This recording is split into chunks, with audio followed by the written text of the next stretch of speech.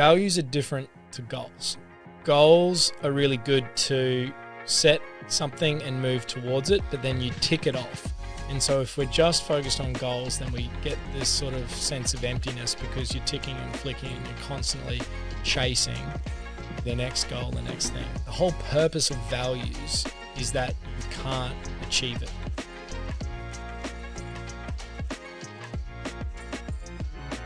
Welcome to Expressions of Interest with me, your host, Tom Greer-Smith. If you want to know more about what this podcast is all about, please check out the trailer.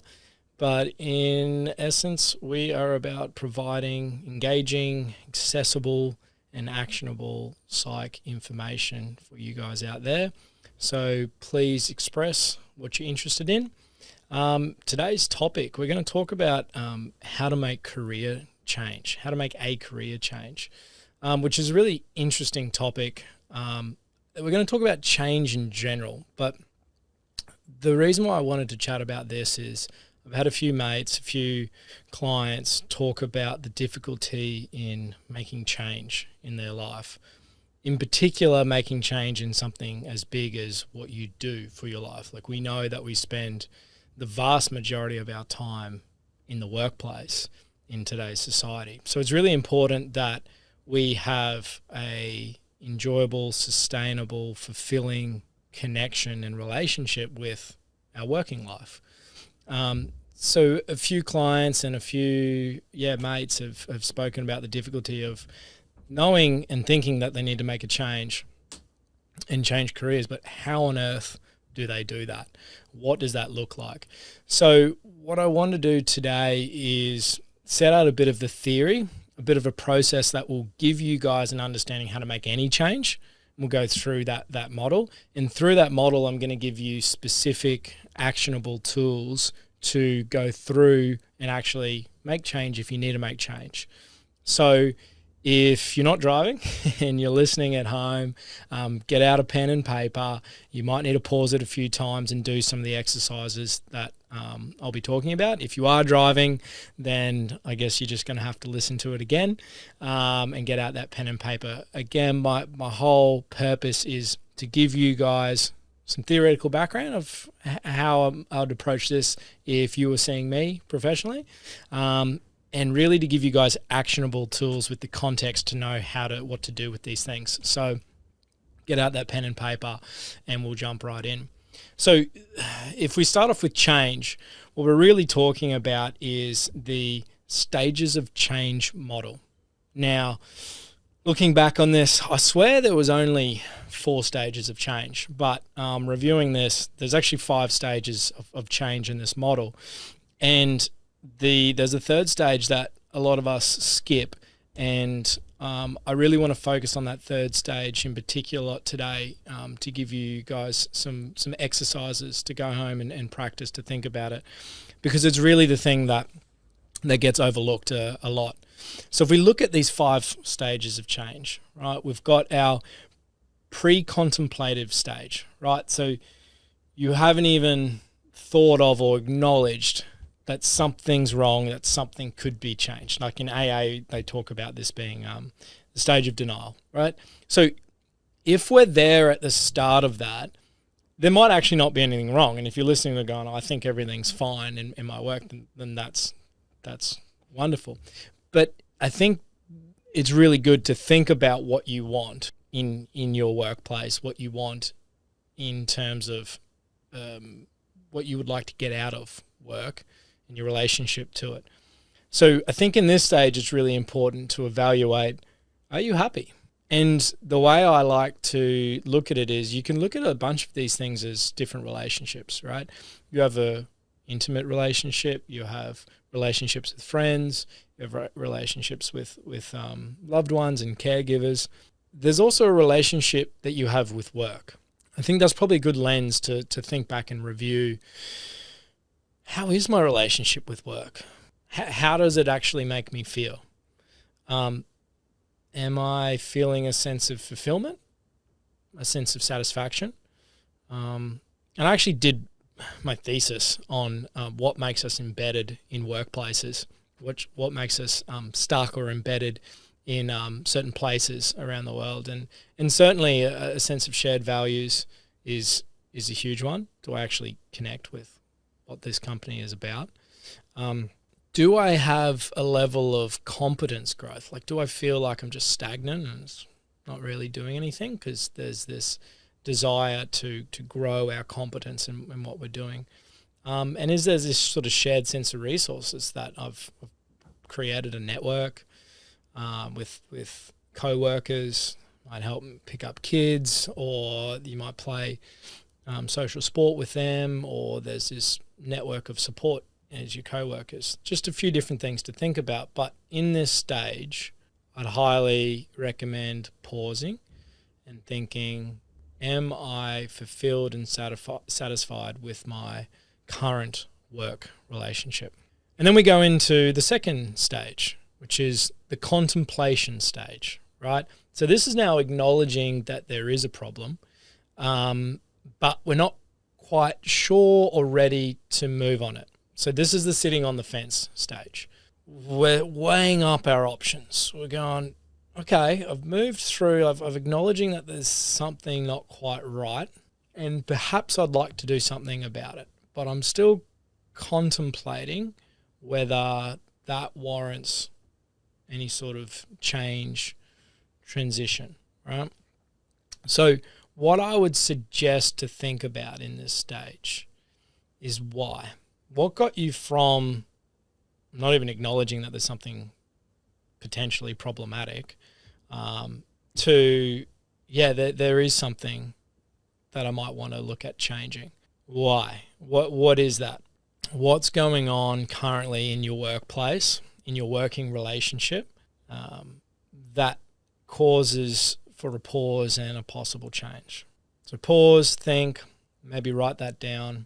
What is it that is kind of going on that I'm not really enjoying too much? And after you do that, think about what are the emotions that pop up with that? Because if it's something that's quite strong and that there's some certain strong emotions popping up, okay, we got some cause to really think about this. Why are there strong emotions popping up? And now are we not wanting to do certain things in our job, in the workplace, because we're avoidant of these emotions? Or is it actually not really sitting well with what we want to be about and what we want to do, right? Not to get completely off topic with the tangent, but this is where a lot of procrastination comes from, is that everyone procrastinates for different reasons, and sometimes it's actually a really good thing to iterate different ideas in the creative process for sure, and not just be totally focused on one thing. But sometimes we procrastinate doing tasks because we're actually avoidant of the emotion that is behind the thing that you don't want to do.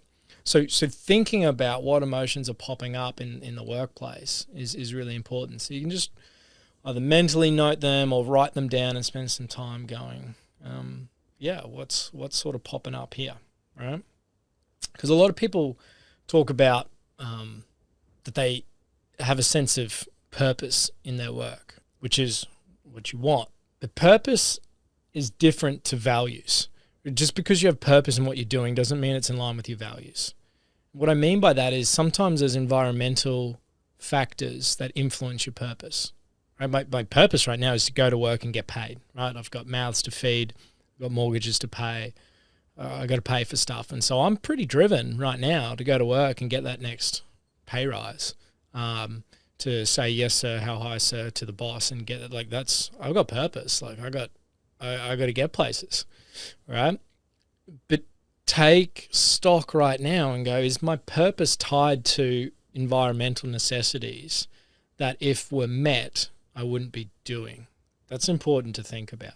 And so you can even kind of postulate that and go, if there were some of these environmental factors, money, and some of these resources being met, is that the thing that's driving me? And if that was met, would I be as driven to do the job that I'm currently doing? Because does it really sit well in my gut with what I want to be about? Now, I totally want to acknowledge and appreciate that this is coming from a privileged position, that we're in a privileged position where we have choice over what we do in our employment space.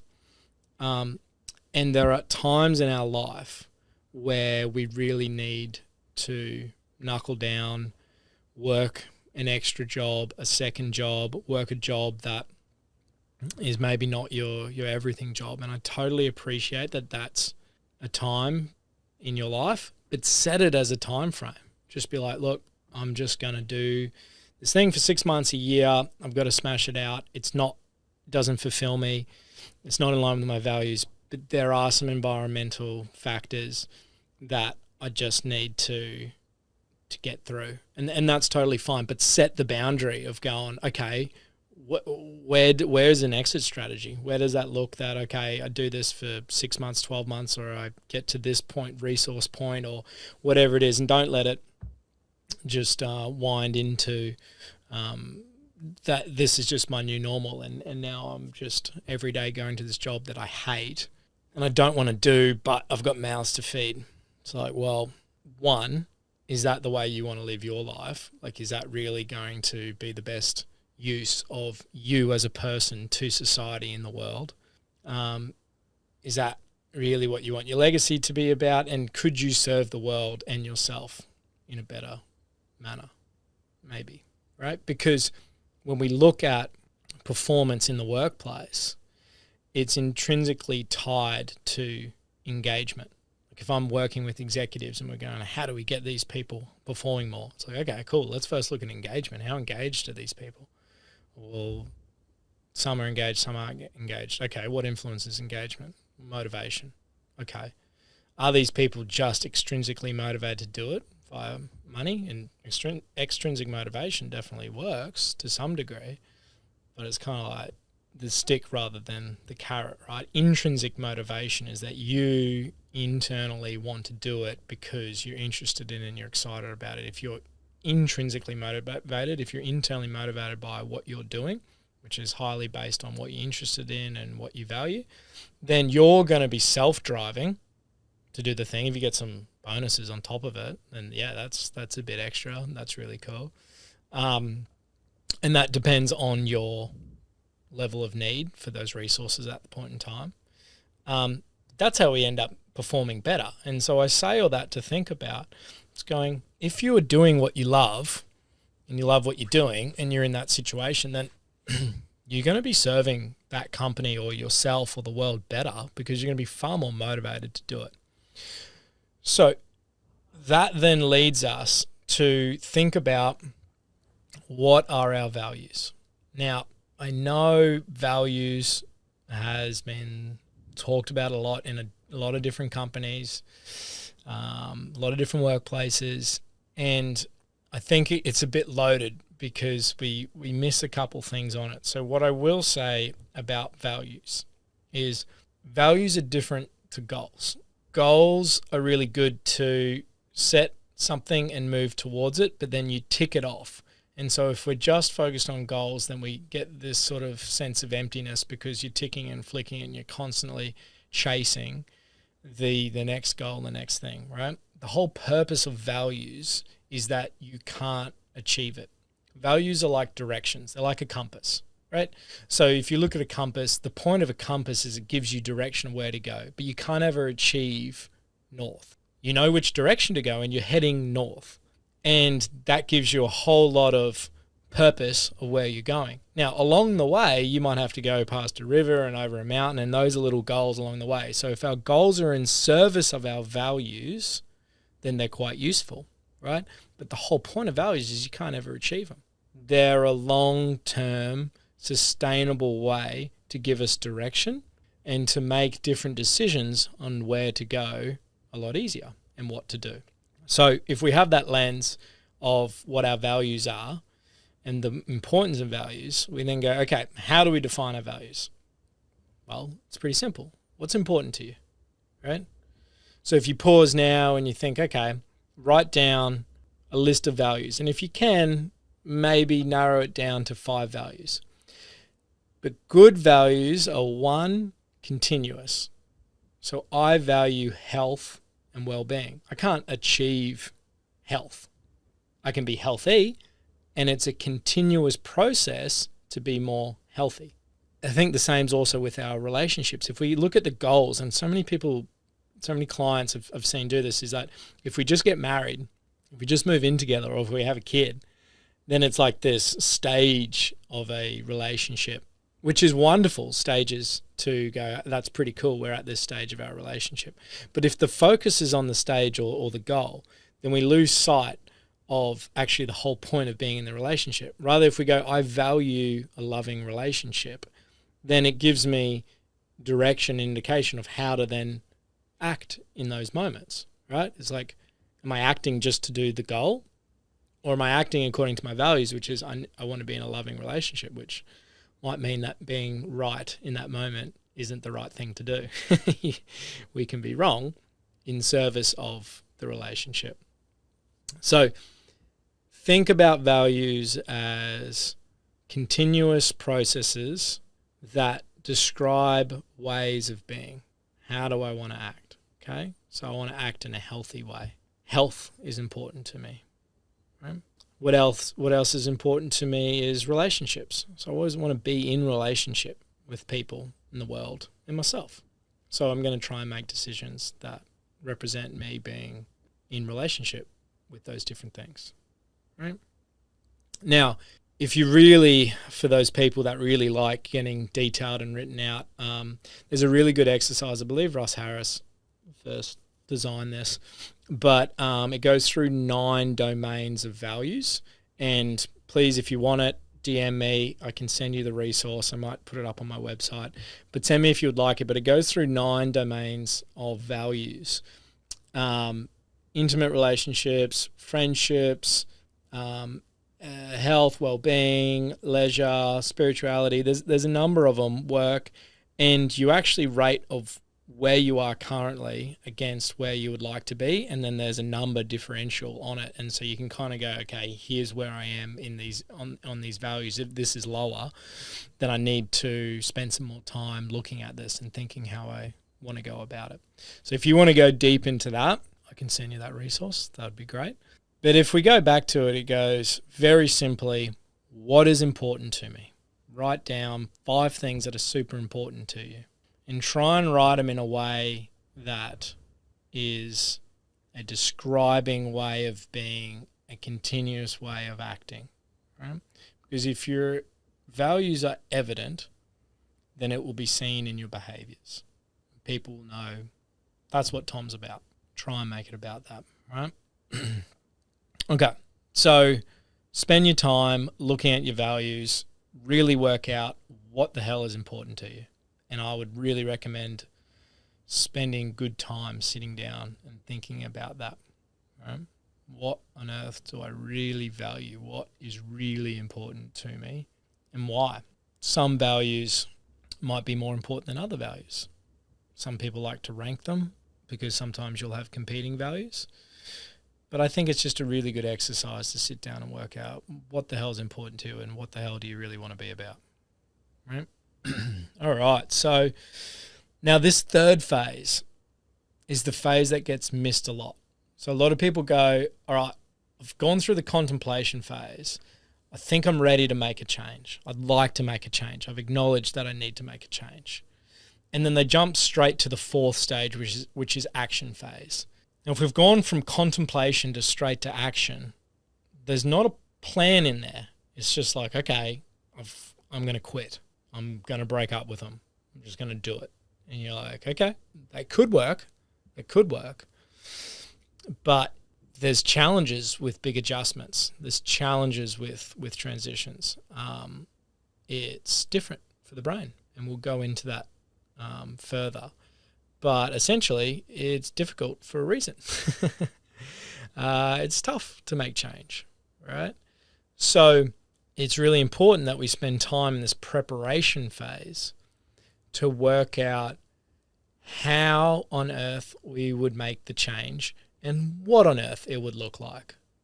So I did this exercise with my good mate, shout out to Dos, and I did say this to him the other day. Remember this exercise that we did the other day that when he was thinking about changing out of the public service?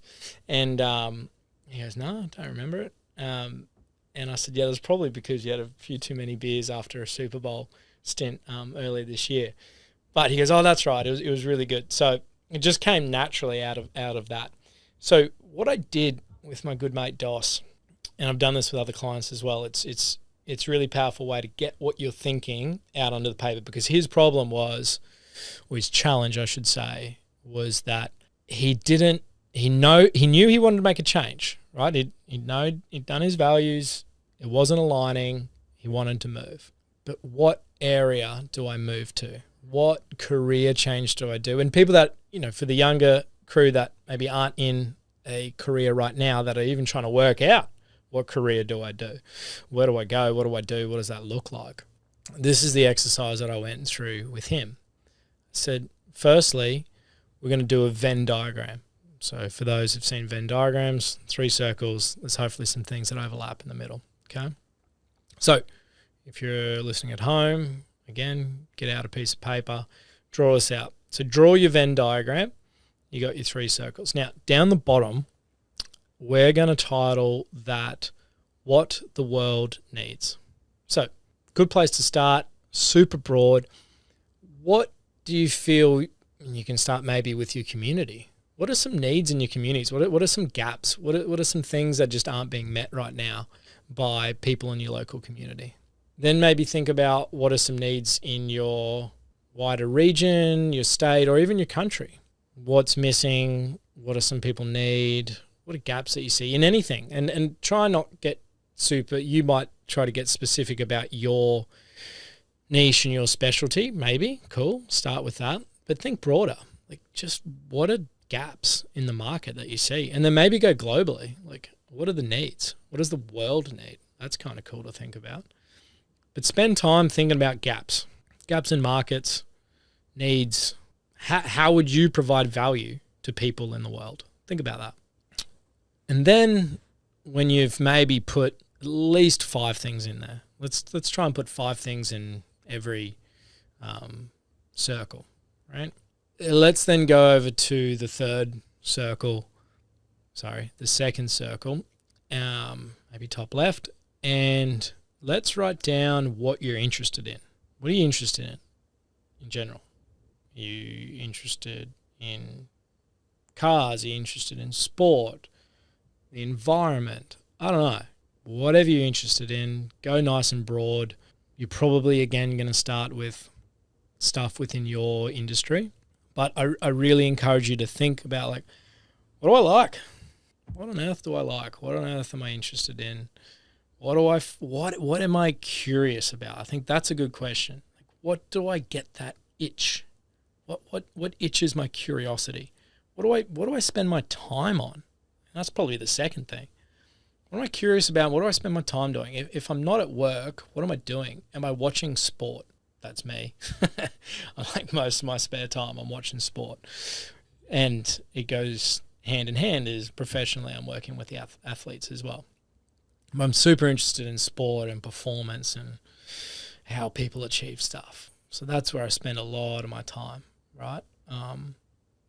Food, nutrition. I think I spend a lot of my time thinking about that. So think about what gets your curious spark going and where do you spend your time? Because that's a very good indication of what you're interested in. Where do you spare? Because your spare time is, that stuff's really crucial. It's scarce. Spare time in this day and age is super scarce. So if you spend your scarce spare time doing something, it's probably pretty important to you. Write it down. And then if we move over to the third spot, what are you good at? Write down your strengths. What do you have natural strengths, skills in? Again, you're going to lean to your current industry, but I encourage you to go broad because based on who you are as a person, your genetic makeup, your temperament, your learned experiences, the wonderful world that's you got some strengths. I don't care who you are. Everyone's got strengths. Write them down. It could be something that is so minuscule and random that you don't think is a strength. Write it down. What are you good at? I don't know, origami. Who knows? Get random. This is the creative phase. There's no wrong answers here. I'd write down 20 different things in these circles, right? This is when you just word vomit onto the page. What are you good at, right? So now after these 3 things, you've got what the world needs, what you're interested in, what you have strengths in. It's important to do these because if you just look at what you're interested in, what you're good at, the world might not need it. Like if you really like sardine flavored ice cream and I'm going to go make a whole brand of fish flavored ice creams and send that out to the world might not need that. They might not want that. So that's probably not a good use of your time. So you've got to have a marriage between what the world needs and what you like and what you're good at. That's key. All right. So it'd be interesting what's in the middle there. And if we look at that example, just thinking off the top of my head, maybe we got someone who goes, the world needs people to be organized and account for their expenditures and their fiscal responsibilities. They need someone to organize bookkeeping and everything like that, right? Every company needs someone to account for their income and outcoming, right? And then what are you interested in is, I'm interested in numbers. I find numbers easy, and I find details and organizing and spreadsheets and that sort of stuff. I find that easy. And then strength is, I find numbers and adding up stuff. I'm good at that, right? I'm giving a very specific example here. So the person goes in the middle and go, sounds like I'd be a pretty good accountant. Cool. Well, in what industry, in what manner can you serve the world in your accountancy? That's a vast thing. So this is when we tie it back to the values, right? Because if you go, okay, well, here's a job. I could be an accountant for a Fortune 500 company, and I go and work in this corporate job in the city. But if your values are more aligned with anti-capitalism and more environmental purposes and the small fella and surfing lifestyle and whatever it's like, you're probably not going to suit being an accountant in the city working for a big revenue capitalistic firm. You might be better off working for a startup local organic farm in Byron Bay, for example, right?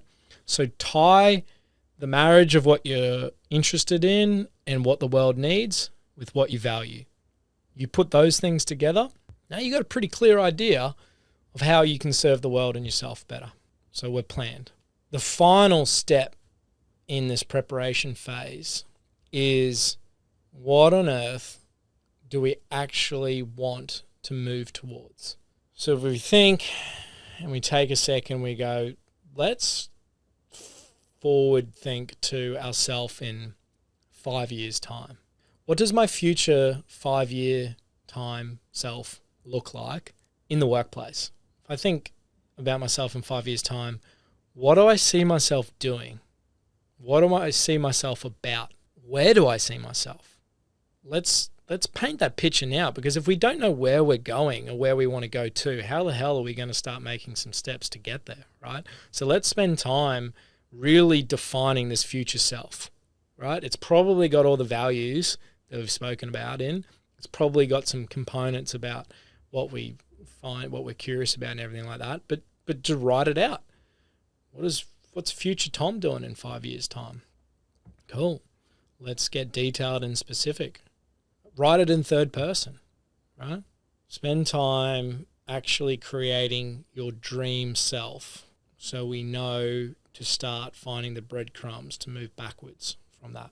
And you could probably do that with a few different things you want to change. Maybe what you want to change about yourself or any other relationship. We're obviously focusing on our working relationship right now. Where on earth do I see myself in 5 years' time? What does it look like? Cool. We're now into the action phase. So what actions do we need to make the change? And in this stage, now we've done all the prep and everything like that, this is when we get really specific, because people go, okay, I'm just going to look for a new job. What does that look like? Are you going to go on Seek and you're going to apply for 10, or you're going to maybe look at 10 different jobs a week and you're going to apply for 5 of them. I'm just throwing out numbers there to give you an indication of try and get as specific as possible.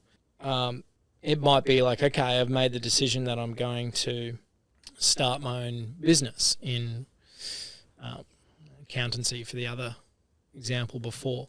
Okay, what are the steps you need to do? All right, I need to register a company. Okay, how does that look like? What do I do? Who do I talk to? Write a to-do list. Try and get specific as specific as possible on your to-do list. What are the actions that you need to take to get you from where you are to where you want to be? That could be quite a long list, but details are key here, right? When we're adjusting, we need to know how we're going to do it, right? And you're moving from this sort of creative word vomit phase to really, let's get moving. Let's start doing some of the stuff. And so it's tricky. So this phase is met with some maybe potential worry, maybe a little bit potential anxiety, potential of what the hell are we doing, right? So getting specific on stuff is going to help you really know, and the specifics are from all the preparation that you've done there, right? So you're going to know how you're going to achieve that 5-year dream or whatever. But you're going to come up against this protective self that says, this is different. This isn't what we're normally used to. And so the problem people have with change is that it's cognitively demanding. And what I mean by that is your brain is literally set up to be as efficient as possible to use resources. So literally at a biological level, doing something different requires more glucose in the brain, and at a very in-depth cellular level, more ATP, which is your building blocks it's the most foundational energy block, right? So it literally requires more energy for you to do things that are different. That is part of the reason why your brain prefers to put things in boxes and goes, or we would call them schemas in psychology, is this is what I do for this particular scenario. I've built a schema for work. You don't go into work every time and go, oh, geez, do I sit at what desk? Do I stand on the desk? Do I scream and shout? No, your brain has built a schema for work. So therefore you don't use much energy, many cognitive resources to go in there and think about all these different things you do. So all of a sudden, your brain is now going, you want me to use these finite resources? Because you got to remember, the brain is biologically, from an evolutionary point of view, designed to be very efficient with its use of resources, because for the 99% of human history, that shit was scarce. Now we have an abundance, and that's a whole other health issue, societal issue. But your brain is still wired to be efficient. So when you start moving into these difficult things, it's going, this is using a lot of extra energy, and it's going, hey, threat detection system's going off. This is different. This is unknown.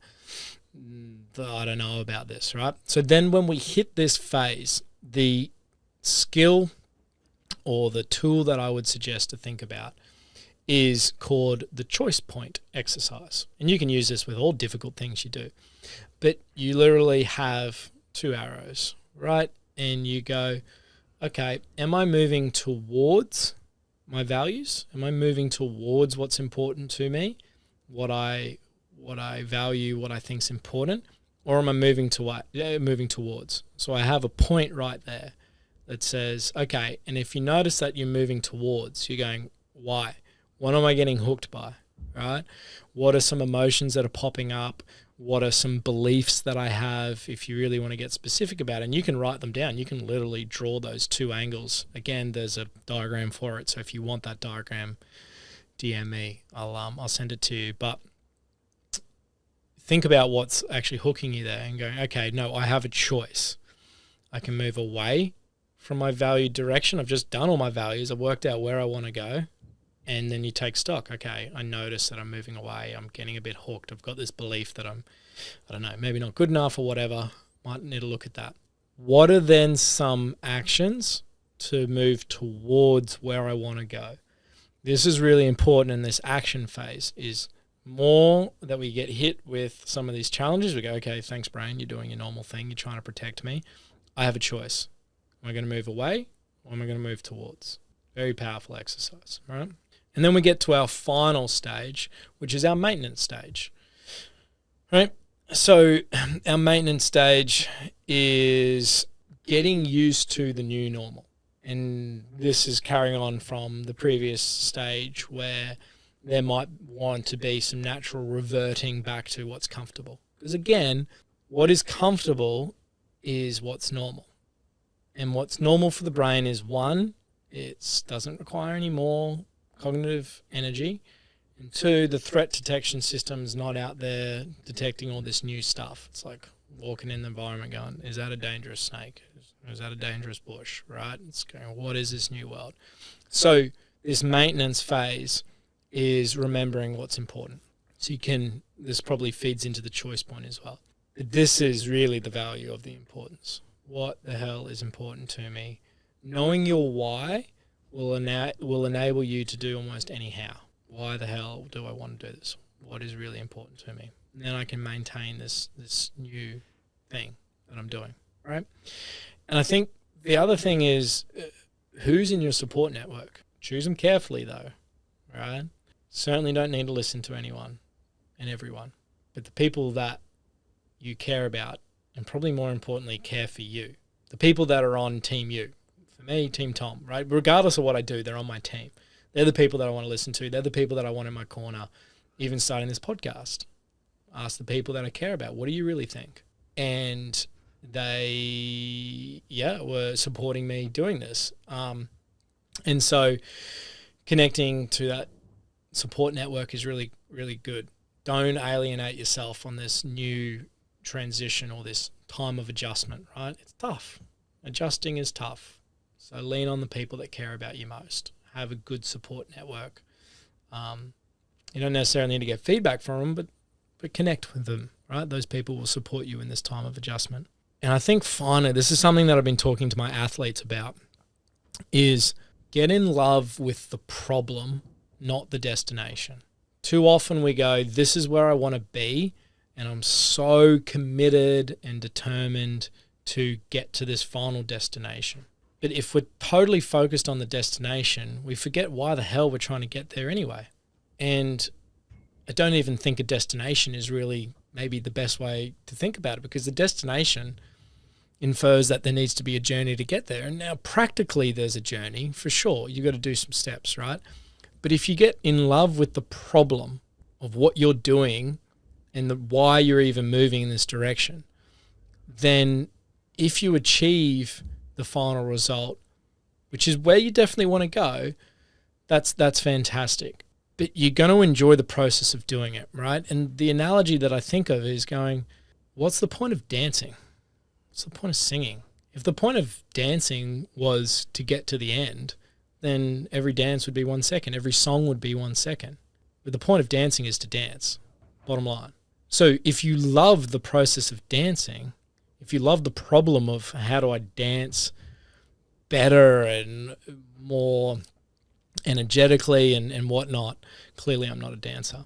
But if you enjoy the process of dancing, then whatever happens at the end will take care of itself. And you might have a direction of where you want to go in the dancing, but the point of dancing is to dance, right? So the point of, and you can extrapolate that out to life, it's the point of life. It's to live. So really think about that when you're moving towards and adjusting, right?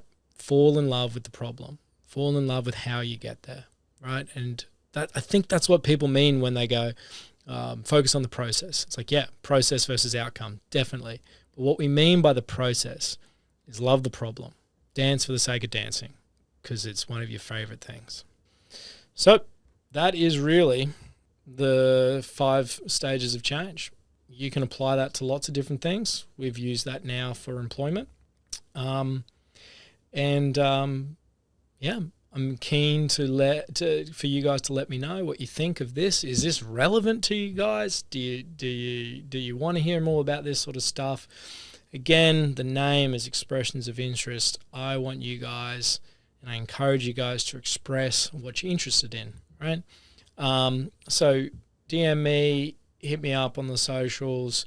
Is this beneficial? Give me some feedback. Love to hear from you guys. But that's a wrap. That's the first solo episode of Expressions of Interest. Thanks for listening, everyone. See you next time.